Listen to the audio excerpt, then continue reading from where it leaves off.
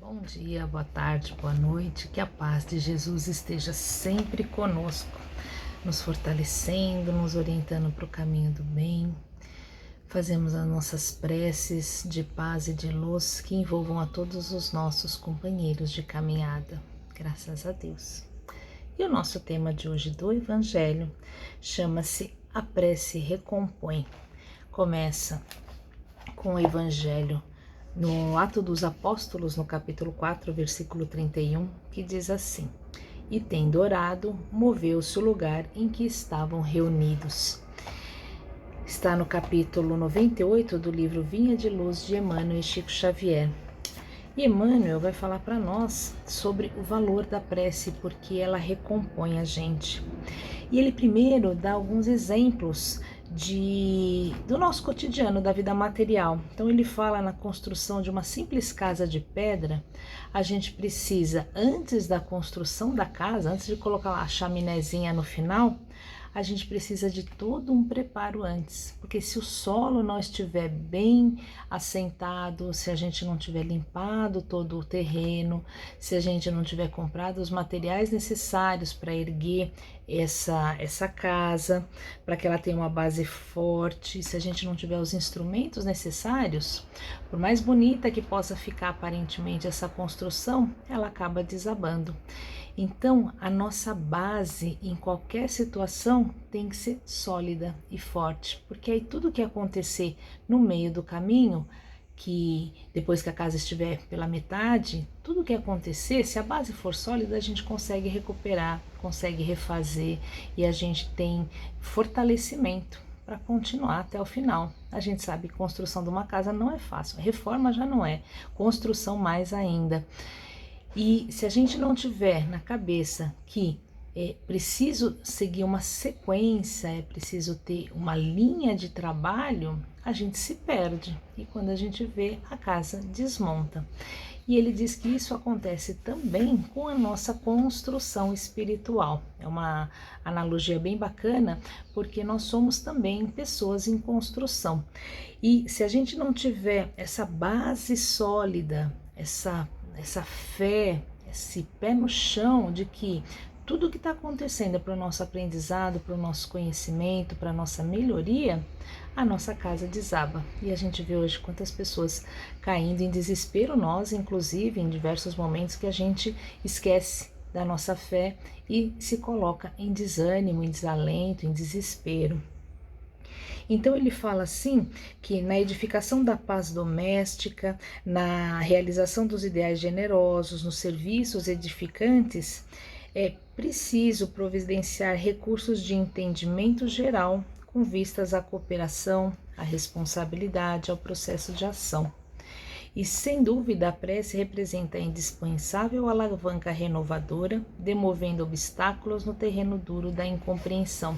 E aí ele está falando da nossa parte espiritual. Quando a gente se propõe a renovar os nossos pensamentos, renovar a nossa vida espiritual, é claro que aparecem muitas dificuldades, porque limpar um terreno é difícil, construir uma casa é complicado, mas a parte de acabamento, embora ela seja mais demorada, ela não é tão difícil como arrancar a terra, arrancar as ervas daninhas, limpar o terreno, fazer a construção bruta. Isso demanda muito mais esforço da gente. Quando a gente está na fase de acabamento, a gente precisa mais do nosso entendimento do geral, né, do nosso bom gosto, de que peças se acomodam em determinados lugares. É um serviço muito mais de inteligência do que de força, mas na base a gente precisa de muita força e é desgastante. Por isso que ele fala que numa construção de trabalho para o bem, essa base inicial é sempre mais difícil, porque a gente precisa lidar não só com a incompreensão dos outros, do projeto que a gente está trabalhando, mas principalmente com as nossas próprias lutas internas, porque a gente fica com dúvida do que a gente está fazendo, se tá bom, se não tá bom, se a gente não está se perdendo no caminho e fazendo coisas que desviam a gente da nossa obra original. E muitas vezes, por orgulho, por egoísmo, a gente se desvia mesmo. E é preciso ter o bom senso, a humildade para voltar no projeto e começar de novo e renovar primeiro a gente, para depois conseguir construir uma obra maior. E ele diz assim, que muitas vezes, nas lutas do discípulo sincero do Evangelho, a maioria dos afeiçoados não lhe entende os propósitos. Os amigos desertam, os familiares cedem à sombra e à ignorância. Entretanto, basta que ele se refugie no santuário da própria vida, emitindo as energias benéficas do amor e da compreensão, para que se mova na direção do mais alto, o lugar em que se demora com os seus.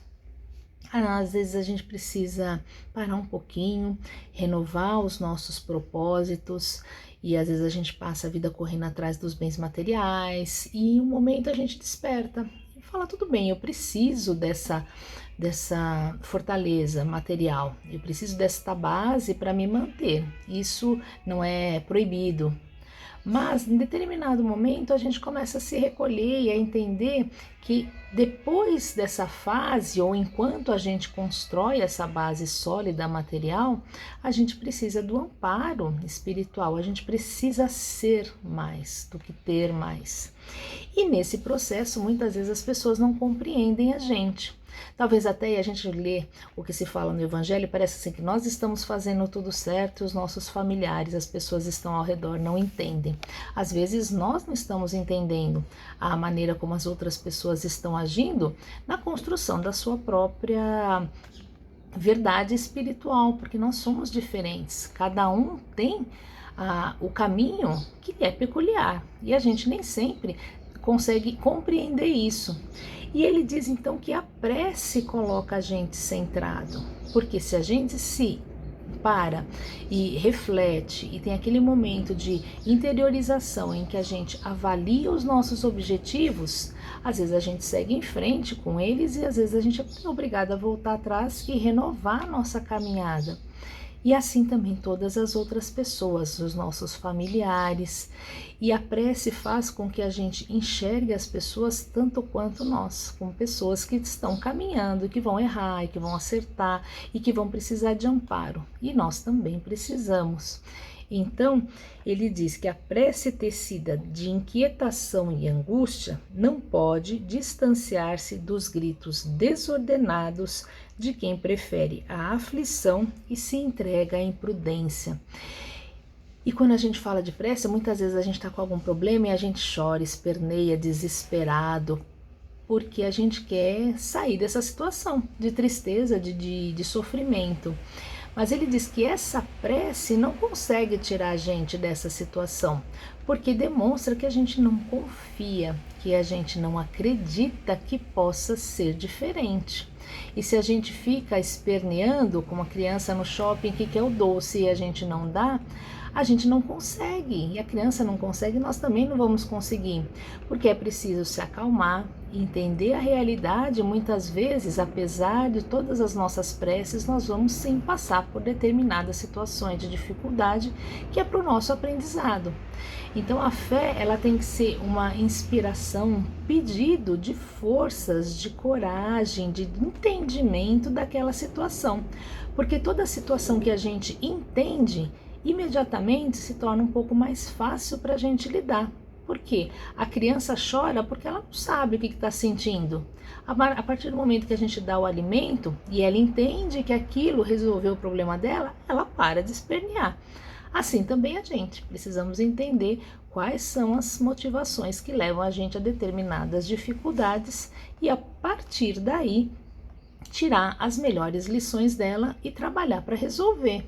Porque a fé não resolve os nossos problemas, ela apenas nos dá esclarecimento, paz de espírito e confiança para que nós mesmos resolvamos todos eles.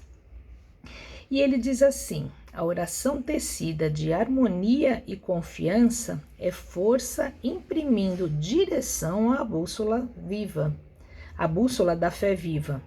recompondo a paisagem em que vivemos e traçando rumos novos para a vida superior.